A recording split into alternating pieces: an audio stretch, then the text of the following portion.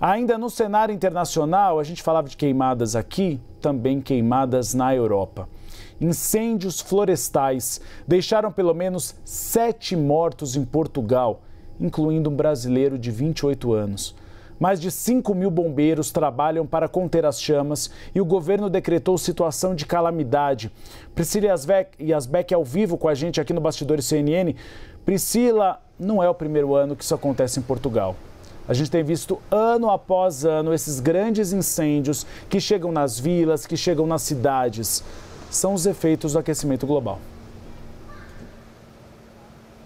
Exatamente, Uribe. Inclusive com incêndios, enchentes, inundações, e esse assunto está sendo discutido até mesmo no nível da União Europeia, com comissários europeus falando sobre a necessidade de financiamento para combater esses eventos extremos e dizendo que esses eventos, eles não são mais eventos raros, são eventos que têm acontecido de forma recorrente. Falando especificamente sobre os incêndios em Portugal, são 7 pessoas que foram vítimas já desses incêndios, incluindo um brasileiro de 28 anos e pelo menos dezenas que ficaram feridas, pelo menos 40 pessoas nesses incêndios que atingem principalmente a região norte e a região central de Portugal. Nessa quarta-feira, mais de 5.300 brigadistas continuavam tentando combater 124 focos de incêndio em todo o país. Uma das regiões mais afetadas é o distrito de Aveiro, inclusive com alguns pontos turísticos, como o Passadiço do Paiva, que também foram afetados e que as imagens, inclusive, são imagens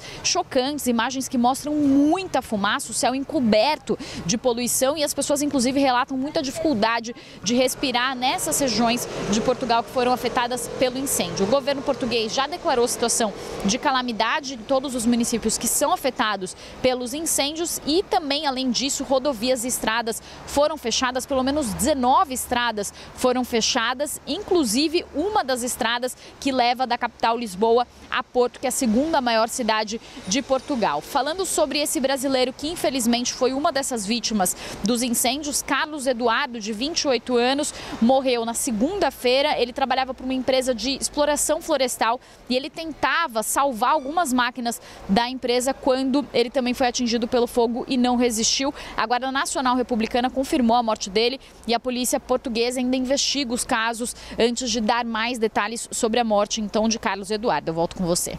Essa solidariedade aos familiares do Carlos Eduardo. Enquanto isso, você mesmo citou, Priscila Yasbeck, as enchentes. As piores enchentes em 2 décadas, principalmente no leste europeu. As chuvas fortes deixaram 23 mortos e muita destruição. Qual é a situação nessa parte da Europa?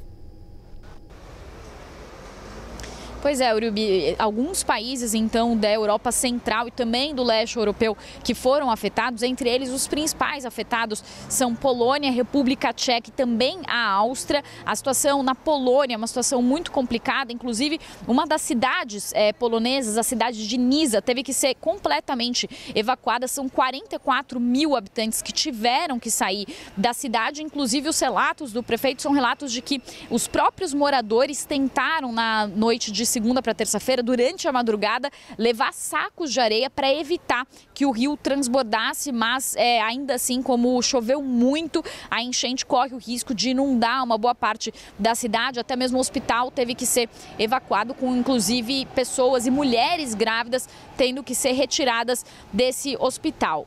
Também, além da Polônia, também a República Tcheca foi muito atingida, a região toda da fronteira entre a Polônia e a República Tcheca, e também 15.000 pessoas tiveram que ser retiradas das suas casas, das suas residências na República Tcheca. Já há índices que dizem que essa é a pior enchente, por exemplo, na República Tcheca em 27 anos, por isso que se diz que é a pior enchente em décadas nessa região do centro, também do leste europeu, e as autoridades também decretam situação de emergência nessas regiões, nesses países que são afetados. A cidade de Ostrava, que é a terceira maior da República Tcheca, também estava sem água quente, já que uma usina teve que ser fechada por causa das tempestades. Só para finalizar, Uribe, nessa quarta-feira o comissário europeu para a gestão de crises falou sobre esse cenário, tanto dos incêndios em Portugal quanto das enchentes no leste europeu, no centro, na região central da Europa, e ele falou que esses eventos não são mais raros, são eventos recorrentes, que é por isso